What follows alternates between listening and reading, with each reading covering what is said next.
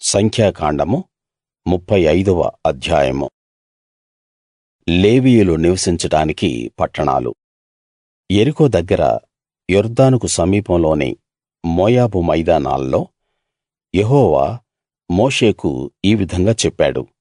తాము పొందే వారసత్వాల్లో లేవీయులు నివసించడానికి వారికి పట్టణాలను ఇవ్వాలని ఇశ్రాయేలీయులకు ఆజ్ఞాపించు.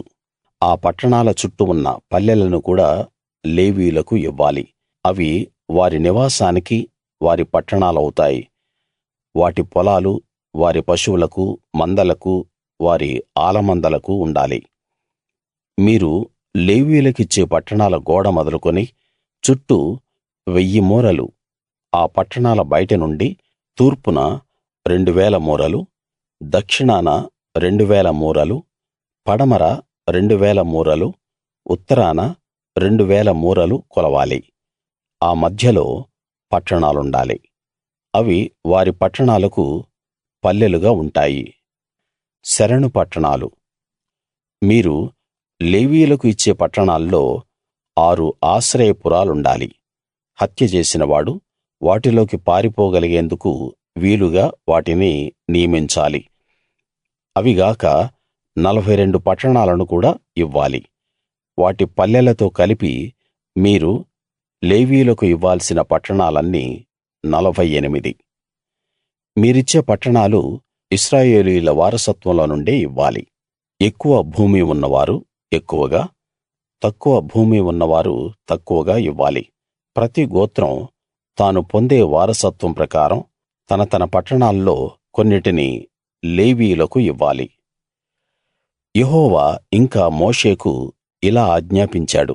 నువ్వు ఇశ్రాయేలీయులతో చెప్పు, మీరు యొర్దాను దాటి కనాను దేశంలోకి వెళ్ళిన తరువాత ఆశ్రయపురాలుగా ఉండటానికి పట్టణాలను ఎన్నిక చేయాలి. పొరబాటున ఎవరినైనా చంపినవాడు వాటిలోకి పారిపోవచ్చు.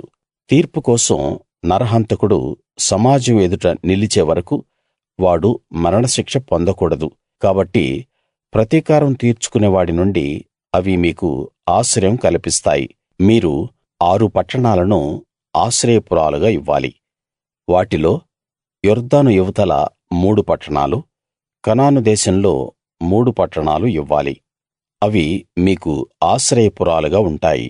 ఎవరినైనా పొరపాటున చంపినవాడు వాటిలోకి పారిపోయేలా ఆ 6 పట్టణాలు ఇశ్రాయేలీయులకు, పరదేశులకు, మీ మధ్య నివసించే ఎవరికైనా ఆశ్రయంగా ఉంటాయి. ఒకడు చనిపోయేలా ఇనుప ఆయుధంతో కొట్టినవాడు నరహంతకుడు. వాడికి తప్పకుండా మరణశిక్ష విధించాలి. ఒకడు చనిపోయేలా రాతితో కొట్టినప్పుడు ఆ కొట్టినవాడు నరహంతకుడు. వాడికి తప్పకుండా మరణశిక్ష విధించాలి. అలాగే ఒకడు చనిపోయేలా మరొకడు చేతికర్రతో కొడితే కొట్టినవాడు నరహంతకుడు. వాడు తప్పకుండా మరణశిక్ష పొందాలి. హత్య విషయంలో ప్రతీకారం తీర్చుకునేవాడు తానే స్వయంగా ఆ నరహంతకుణ్ణి చంపాలి. వాణ్ణి కలిసినప్పుడు చంపవచ్చు. ఎవరైనా చనిపోయేలా పగబట్టి పొడిచినా లేక పొంచి ఉండి వాడి మీద దేనినైనా విసిరినా లేక వైరంతో చేతితో కొట్టినా కొట్టినవాడు నరహంతకుడు.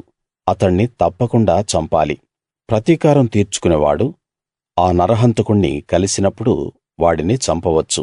అయితే పగ ఏమీ లేకుండా వాడిని పొడిచినా, పొంచి ఉండకుండా వాడి మీద ఏ ఆయుధమైనా విసిరినా, ఒకడు చనిపోయేలా వాడి మీద రాయి విసిరినా, దెబ్బతిన్నవాడు చనిపోతే ఆ కొట్టినవాడు వాడి మీద పగబట్టలేదు. వాడికి హాని చేసే ఉద్దేశం లేదు. కాబట్టి సమాజం ఈ నియమాల ప్రకారం కొట్టినవాడికి ప్రతీకారం తీర్చుకునేవాడికి మధ్య తీర్పు తీర్చాలి. ఆ విధంగా చేసి సమాజం నరహత్య విషయంలో ప్రతీకారం తీర్చుకునేవాడి చేతి నుండి ఆ నరహంతకుణ్ణి కాపాడాలి. సమాజం మొదట పారిపోయిన ఆశ్రయపురానికి వాణ్ణి మళ్ళీ పంపించాలి. వాడు పవిత్ర తైలంతో అభిషేకం పొందిన ప్రధాన యాజకుడు చనిపోయే వరకు అక్కడే నివసించాలి. అయితే అతడు ఎప్పుడైనా తన ఆశ్రయపురం సరిహద్దు దాటి వెళితే నరహత్య విషయంలో ప్రతీకారం తీర్చుకునేవాడు ఆశ్రయపురం సరిహద్దు బయట అతణ్ణి చూసి చంపినప్పటికీ వాడి మీద హత్యాదోషం ఉండదు. ఎందుకంటే ప్రధాన యాజకుడు చనిపోయే వరకూ అతడు ఆశ్రయపురంలోనే నివసించాలి. ఆ ప్రధాన యాజకుడు చనిపోయిన తరువాత ఆ నరహంతకుడు తన వారసత్వం ఉన్న దేశానికి తిరిగి వెళ్ళవచ్చు. ఇవి మీరు నివాసముండే స్థలాలన్నిటిలో అన్ని తరాలకు మీకు విధించిన కట్టడ. ఎవరైనా ఒకణ్ణి చంపితే సాక్షుల నోటి మాట వలన ఆ నరహంతకుడికి మరణశిక్ష విధించాలి. ఒక్క సాక్షి మాట మీద ఎవరికీ మరణశిక్ష విధించకూడదు. హత్యాదోషంతో చావుకు తగిన నరహంతకుని ప్రాణం కోసం మీరు విమోచన ధనాన్ని అంగీకరించక తప్పకుండా వాడికి మరణశిక్ష విధించాలి. ఆశ్రయపురానికి పారిపోయినవాడు యాజకుడు చనిపోక ముందుగా తన స్వంత ఊరిలో నివసించేలా చేయడానికి వాడి దగ్గర విమోచన ధనాన్ని అంగీకరించకూడదు. మీరు జీవించే దేశాన్ని అపవిత్రం చేయకూడదు. నరహత్య దేశాన్ని అపవిత్రపరుస్తుంది. దేశంలో చిందిన రక్తం కోసం ప్రాయశ్చిత్తం ఆ చిందించిన వాడి రక్తం వల్లనే కలుగుతుంది గాని మరి దేనివల్లా జరగదు.